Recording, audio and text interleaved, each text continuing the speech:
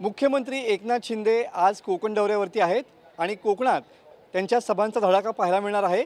या संदर्भाने या सभांची तयारी जी आहे ती पूर्ण झालेली पाहायला मिळते आहे।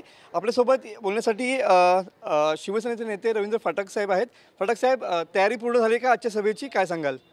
खरोखर आनंदाचा दिवस आहे। आज महाराष्ट्राचे मुख्यमंत्री आज आपल्या कोकणामध्ये येत आहेत आणि त्याची तयारी जोरदार चालू आहे। मला वाटतं सकाळी त्यांची सभा आपले दापोलीमध्ये आहे, आता त्याच्यानंतर गुहागरमध्ये आहे आणि त्याच्यानंतर सावंतवाडीमध्ये आहे।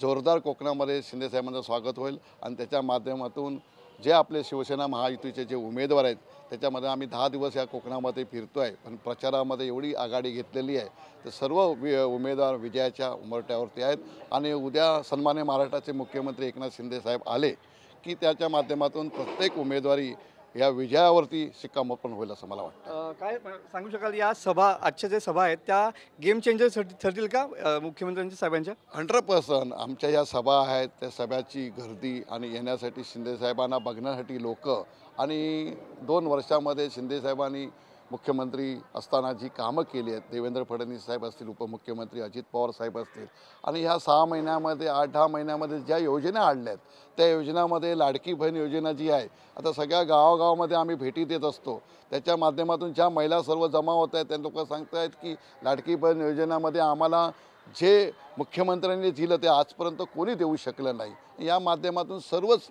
काम करण्यासाठी लोक, महिला पदाधिकारी, शिक्षणामध्ये असेल, शेतकरी असेल, सगळे लोक उत्सुक आहेत।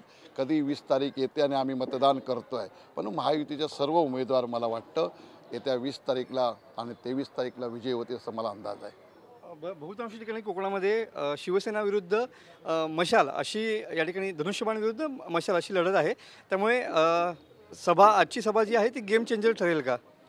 गुहागरची जी सभा आहे ती नक्कीच गेम चेंजर ठरेल असं मला वाटतं, कारण ह्या सभेनं 15 वर्ष ज्या आमदाराला निवडून दिलं त्या लोकांनी काही कामच नाही केले, ज्या गावागावामध्ये फिरतोय ते, तर या सर्वांना त्या लोकांना वाटतं की यंदा चेंज करावं आणि याच्या माध्यमातून उद्या मुख्यमंत्री आल्यानंतर त्याचा अंतिम निर्णय शिक्कामोर्तब होईल।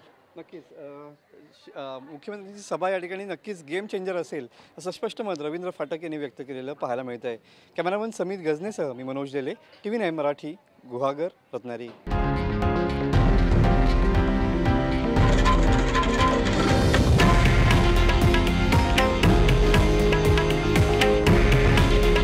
हे आहे देशातील नंबर 1 न्यूज नेटवर्क आणि आपण पाहत आहात TV9 मराठी।